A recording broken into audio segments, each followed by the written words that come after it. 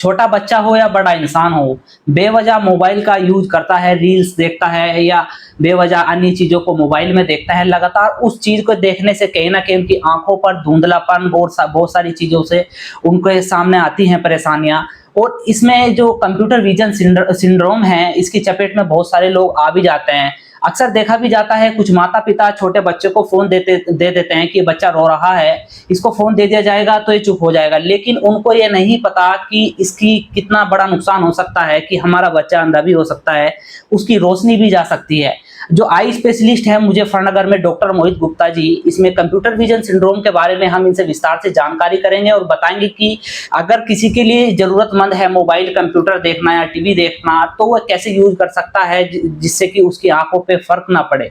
सबसे पहले तो खोजी न्यूज़ में डॉक्टर साहब आपका स्वागत है। जी, धन्यवाद। नमस्कार। तो सबसे पहले तो मेरा सवाल यही है, जो कंप्यूटर विज़न सिंड्रोम है, क्या है? क्योंकि बहुत सारे लोगों को इसके बारे में नहीं पता है।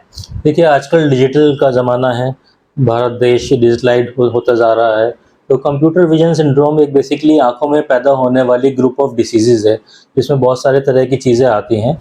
ये जो एक्सेसिव यूज़ ऑफ कंप्यूटर और लैपटॉप और इवन मोबाइल की वजह से आजकल बहुत ज़्यादा फैलता जा रहा है।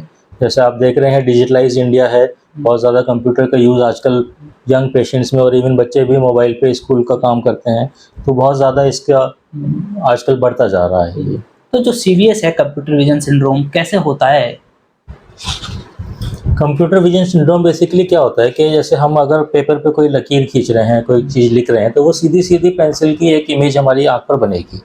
परंतु स्क्रीन से छोटी-छोटी एलईडीज़ होती हैं, जिनसे मिलकर के वो इमेज बनती है। तो वो इमेज उस एलईडी की वजह से ब्लर्ड इमेज हमारे रेटिना पर बनती है, जिसकी वजह से आँख के अंदर स्ट्रेन होता है।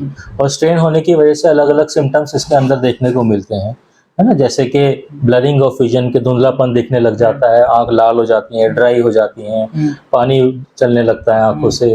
और इवन ज़्यादातर मैंने देखा है कि लैपटॉप के इस्तेमाल से ये नेक रिलेटेड प्रॉब्लम्स भी आने लग जाती हैं। नेक स्टिफनेस है, सर्वाइकल है, नेक में पेन, हेडेक वगैरह इस तरह की चीज़ें देखने को मिलती हैं। और कई बार बहुत ज़्यादा जो खतरनाक चीज़ें देखने को मिल रही हैं कि वो चश्मे का नंबर, छोटे-छोटे बच्चों को 5-5, 6-6 चश्मे का नंबर आ रहा है और परमानेंटली चश्मा लगाना पड़ जा रहा है। और कई बार चश्मा लगाने से भी इतना ज़्यादा क्लैरिटी विज़न में नहीं आ पाती है। तो ये सारे सिम्पटम्स इस ग्रुप के अंदर देखने के लिए मिलते हैं। तो उसके बड़े क्या कारण हैं? मेनली तो इसका कारण यही हो गया कि भाई बहुत ज़्यादा अननेसेसरी हम लोग जो लैपटॉप और मोबाइल का यूज़ करते रहते हैं, कंप्यूटर चलाते रहते हैं। और दूसरी चीज़ है कि कंप्यूटर का और इन चीज़ों का हम लोग अननेसेसरी गलत तरीके से प्रयोग करते हैं। जैसे कि रूम में लाइटनिंग नहीं है, आपने देखा होगा यंग बच्चे आजकल लाइट बंद करके रात को अपना मोबाइल चला रहे हैं, 2-2 घंटे मूवी देख रहे हैं।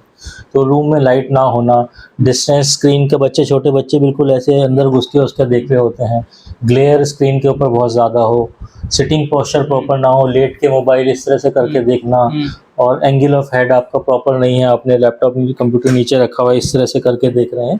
तो इन सब चीज़ों के कारण से ये सारी चीज़ें देखने को मिलती हैं। डॉक्टर साहब, इसके क्या टिप्स हैं? देखिए, इसमें सबसे पहली चीज़ तो आती है कि अगर हमें प्रोलॉन्ग टाइम के लिए लैपटॉप का या कंप्यूटर का इस्तेमाल करना है, तो उसके अंदर जो फ़ोन्स आते हैं वो ज़्यादा आड़े-तिरछे और इस तरह के डिज़ाइनर फ़ोन्स ना रखते हुए हम नॉर्मल फ़ोन्स रखें, जिसको आँखों को देखने के लिए आराम होता है। अपने स्क्रीन की ब्राइटनेस और कंट्रास्ट प्रॉपर रखें। वर्किंग डिस्टेंस जो है वो 50 सेंटीमीटर के अराउंड होना चाहिए, ना बहुत ज़्यादा दूर से देखना है, ना बिल्कुल पास से देखना है। ब्लिंकिंग टाइम होता है 20 टाइम्स ए मिनट। हम जनरली क्या होता है कि देखते-देखते हमारी आँखों का झपकना का रेट जो है वो कम हो जाता है। तो हमें ध्यान रखना चाहिए कि हम उसे प्रॉपर 1 मिनट में 20 बार के करीब हमारी आँख नॉर्मली झपकती है, वो हम झपकते रहें, है ना? सिटिंग पोस्चर की जहाँ तक बात करी जाए तो हमारा एंगल ऑफ हेड सीधा रहना चाहिए, जो बैक है वो स्ट्रेट रहनी चाहिए, और आपकी स्क्रीन हल्की सी इस तरह से टर्न होनी चाहिए ताकि वो एक स्ट्रेट एंगल आपकी आँख पे बनाए।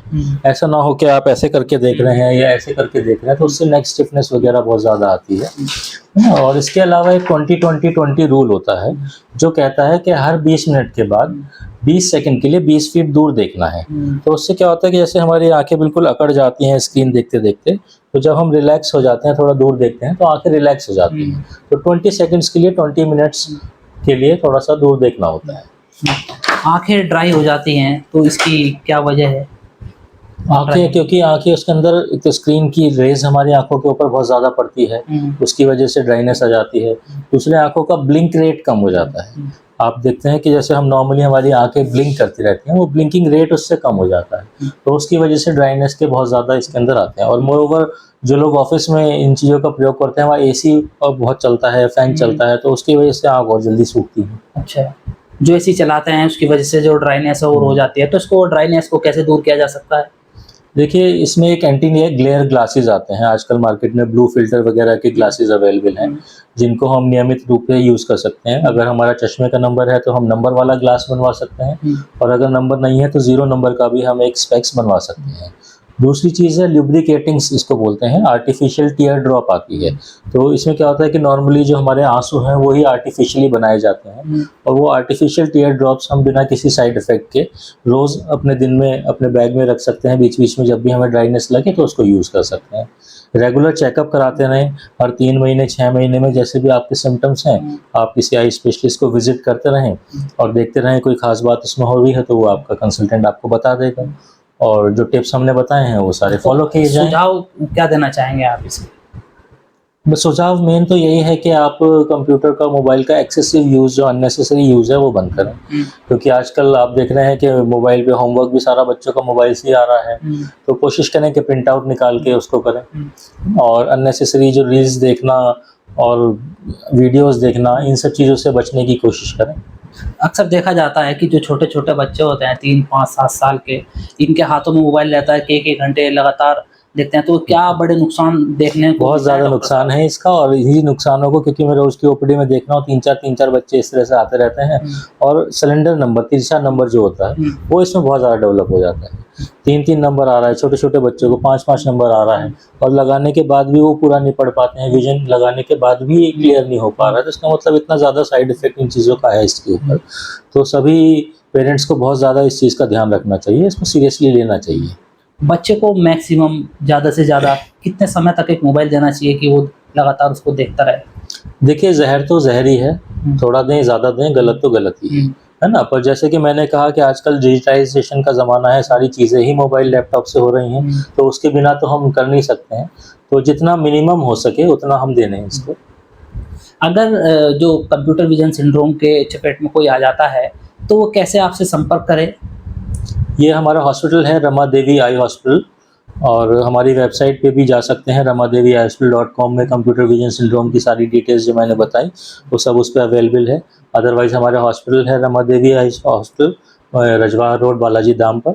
यहाँ पर आकर आप कभी भी हमसे संपर्क कर सकते हैं। तो अगर कोई दूर है व्यक्ति और वो संपर्क करना चाहे कि हॉस्पिटल ओपन है या किस समय हाँ, क्लोज इसका होता है? हमारा जो संपर्क सूत्र है 94-10-20-33-70, उस पे फ़ोन करके आप अपॉइंटमेंट ले सकते हैं। तो अवकाश कौन से दिन रहता है? संडे को जनरली हम लोग छुट्टी रखते हैं। अगर प्रतिदिन की मैं बात करूँ संडे को छोड़ के, तो किस समय तक आप देखते हैं? सुबह 10 बजे से 1 बजे तक का रहता है हमारा, दोपहर का टाइम हमारा ऑपरेशंस का टाइम होता है, और शाम को 5 से 7 फिर ओपीडी का टाइम होता है। ठीक है, जो हमारे साथ डॉक्टर मोहित गुप्ता जी थे, हमने विस्तार से इस बीमारी के बारे में जाना।